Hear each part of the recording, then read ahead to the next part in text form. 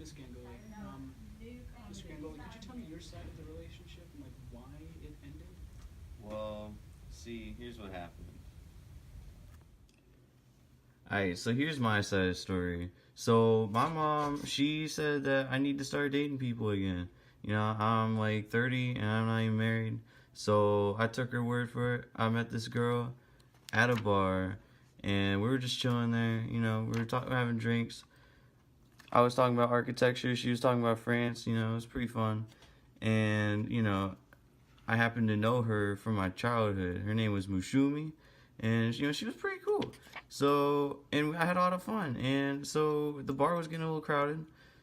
And then we went to a fancy little restaurant, had some wine, had some nice food to eat, and then I realized, like, man, she was like real fine. Like, yo, like, do you see this? Like, yo, a snack right there, man. So we decided that after like 3 months, we start living together in an apartment.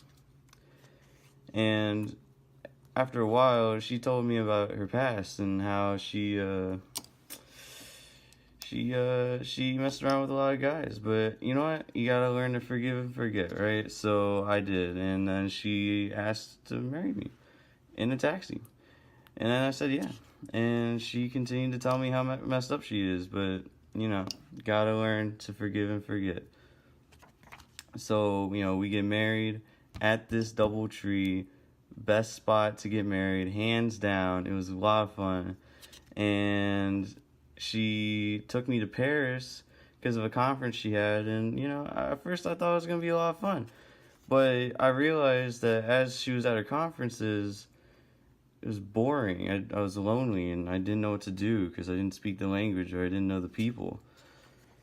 So after a while, we moved back to we went back to United States, and she had a lot of dinner parties with her college friends. And at first, I was pretty lonely.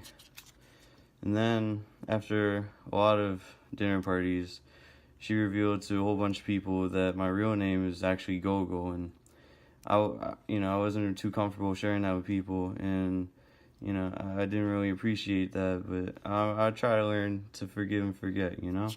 So, you know, we have another date. We go to the first bar we went to for our first anniversary, but she's not happy.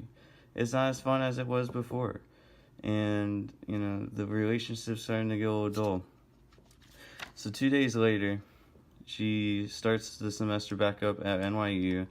She starts teaching, and she has to print out some syllabi. So she makes a bunch of copies, but someone dies, and that's pretty crazy. But then that's all she told me. I was kind of lost. I felt like there's something missing from that story. She just said that, you know, this lady died and that was it. Things were getting kind of boring. She was getting a little distant. She wouldn't really tell me about her days. So, you know, one day, man, mopped the floor, hid the sign, because I caught her slipping. You see this, man? Talking about Dimitri, trying to think she's slick, but nah, she really not. So I had to ask who Dimitri was. Instantly thought it was an affair. And you know what? It was true. They have been smashing for a few months. That really hurt. And you know what else even hurt? Even more?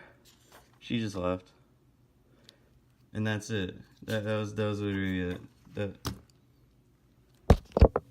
Actually, no.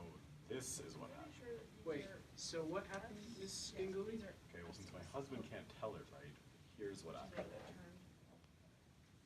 Welcome to my side of the story. So, let's not disregard the fact that I vowed to never marry a Bengali man, hence the fact that I was engaged to a non-Bengali. I used to see Gogol around at parties when we were younger, back when he actually answered to the name. No shade. Anyways, I guess that the whole Nikhil name change should have been a sign that this man clearly has identity issues.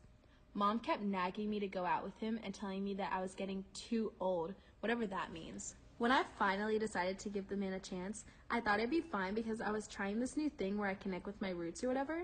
It wasn't nearly as bad as I thought though. He was a gentleman and walked me home on the first date. We kept hanging out and we thought we had something good going. So we got married. I was pretty happy. And then I got bored. Nikhil was so boring. He was clearly emotionally drained from that last wreck he was with. She had like a boy's name or something. Maxine? Basically, she was a gluteus maximus to him. I guess he couldn't get over that, but it was an issue that I still had my old wedding dress. Honestly, I started to miss my ex, not gonna lie. I mean, I had remnants of our relationship lying around the house. How was I supposed to feel? It took me long enough to realize Nikhil wasn't for me. There's no point in lying. I cheated on him with Dimitri. It's not like I can just run away from my past. He was too busy with other things to realize, and that's the issue. Who's to say he wasn't cheating on me? I mean, I just got caught. But honestly, I don't regret any minute of it. #no regrets.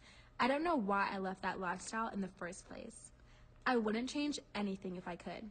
Anyway, I'm supposed to be going over to Dimitri's any minute now, so we can pick this back up another time. Actually, Google, I'm going with Dimitri.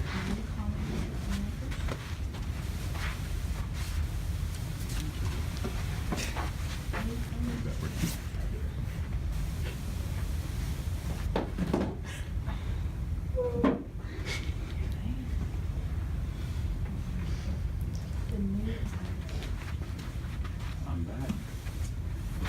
So, over on the other side, contemporary drama should be daily, and that goes with the Lately, I've been thinking, I want you to be happier. I want you to be happier. When the morning comes, and we see what we've become. In the cold light of day, we're a flame in the wind of the fire that we begun. Every